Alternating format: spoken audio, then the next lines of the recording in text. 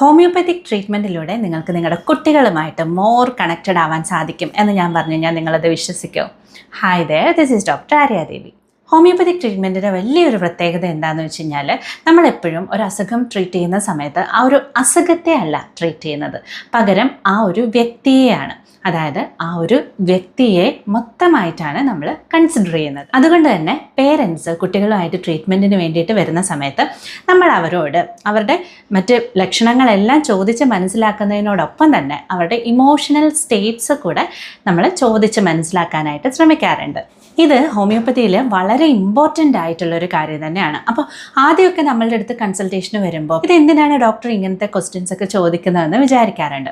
പക്ഷെ പിന്നീട് അവർ വരുമ്പോൾ ഈ കാര്യങ്ങളൊക്കെ അവർ സ്വന്തമായിട്ട് ഒബ്സർവ് ചെയ്ത് ഓരോ ചെറിയ ചെറിയ മാറ്റങ്ങൾ കൂടെ നമ്മളോട് ഓപ്പണായിട്ട് കമ്മ്യൂണിക്കേറ്റ് ചെയ്യാറുണ്ട്. ഇത് ഹോമിയോപ്പതിയുടെ വളരെ ബ്യൂട്ടിഫുൾ ആയിട്ടുള്ള ഒരു ആസ്പെക്റ്റ് തന്നെയാണ്. എന്താണെന്ന് വെച്ച് കഴിഞ്ഞാൽ നമ്മൾ ഹോമിയോപ്പതിയിൽ മാനസികവും ശാരീരികവുമായ എല്ലാ പ്രത്യേകതകളും കണക്കിലെടുത്താണ് ട്രീറ്റ്മെൻറ്റ് ചെയ്യുന്നത്. അതുകൊണ്ട് തന്നെ നമുക്ക് വേണ്ടിയിട്ടാണ് നമ്മൾ ട്രീറ്റ്മെൻറ്റ് എടുക്കുന്നതെങ്കിൽ പതുക്കെ നമ്മളെ തന്നെ കൂടുതൽ ഒബ്സർവ് ചെയ്യാനായിട്ട് സ്റ്റാർട്ട് ചെയ്യും. അതുപോലെ തന്നെ കുട്ടികൾക്ക് വേണ്ടിയിട്ടാണ് നമ്മൾ ട്രീറ്റ്മെൻറ്റ് എടുക്കുന്നതെങ്കിൽ കുട്ടികളും പേരൻസും ആയിട്ടുള്ള ബോണ്ടിങ് വളരെ സ്ട്രോങ് ആക്കാനായിട്ട് ഹോമിയോപ്പതി ഹെൽപ്പ് ചെയ്യാറുണ്ട്.